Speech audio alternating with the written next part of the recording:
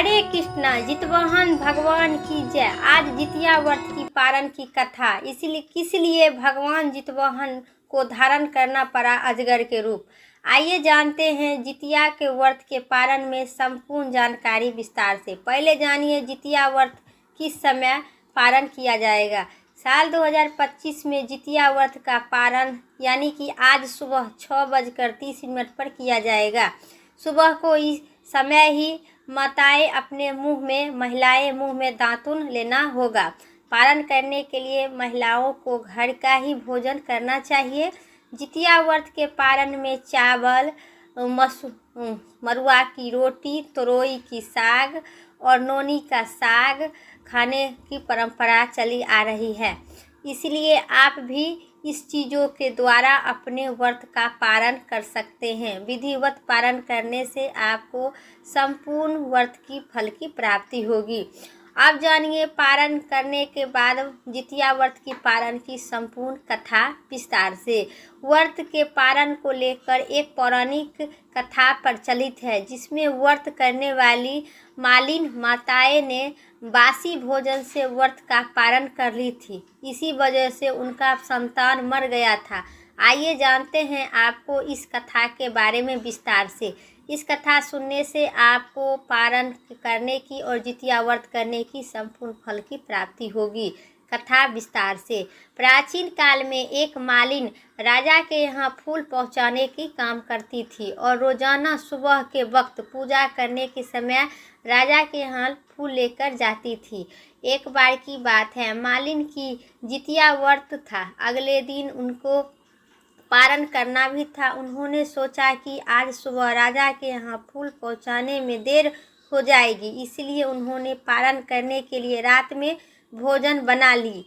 फिर अगले दिन सुबह हुई और वहाँ राजा के यहाँ रोजाना की तरह फूल लेकर पहुँच आई और उसके बाद पारण करने के लिए वह भगवान जितवाहन की और फिर उनका व्रत का पारण करने लगी। पारण का करने के लिए उन्होंने रात के भोजन से ही अपना मुंह जुठाया की और उस भोजन को कर ली। भगवान अपने स्थान पर बैठकर अपनी दिव्य दृष्टि से यह देख रहे थे कि मालिन बासी भोजन से व्रत का पारण कर ली थी। भगवान मालिन को बासी भोजन करते देखकर उन्होंने बहुत नाराज हो गए। इधर मालिन के अपने बेटे को खेत में अनाज लाने के लिए भेजा था। उधर भगवान ने जितवाहन ने अजगर के रूप धारण कर मालिन के बेटे को निगल गए यानी कि खा गए, क्योंकि उनका माता ने जितिया व्रत के त्रुटि किए थे। उधर वहाँ खाना खाती देख उधर अजगर का रूप धारण किए भगवान उसके बेटे को निगल गए। मालिन को इस बात में पता चला कि अजगर हमारे बेटे को खा गया है। उन्होंने देखकर वह रोती हुई अपने बेटे के लिए भगवान को प्रार्थना करने लगी और बोली कि हे प्रभु, मैंने पुत्र दीर्घायु के लिए जितिया व्रत किए थे। अजगर ने उनको ही निगल गया, मुझसे मेरा बेटा छिन गया। तब एक आकाशवाणी हुई और अजगर का रूप धारण करने वाले भगवान जितवाहन ने कहा कि तुमने व्रत का पारण करने के में बासी भोजन का प्रयोग किए है, इसीलिए तुम्हारे साथ यह सब हो रहा है। शास्त्र और मान्यता में बताया गया है कि जितिया व्रत का पारण को बेहद नियम के साथ विधि पूर्वक करनी चाहिए। साथ ही व्रती माताएं के खाने के दौरान अपने बासी भोजन से बचना चाहिए। किसी प्रकार का भूल चूक होने पर अपनी संतान का वियोग हो सकती है और वियोग सहना पड़ेगा।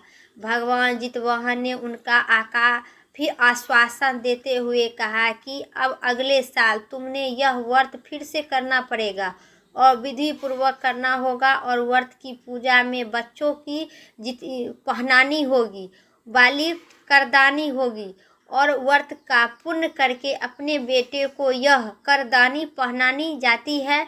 अगले साल जब उस मालिन माताएं ने विधि विधान से जितिया व्रत का व्रत की भगवान जितवाहन ने सकुशल अपने उस मालिन को बेटे को आपस लौटा दिए।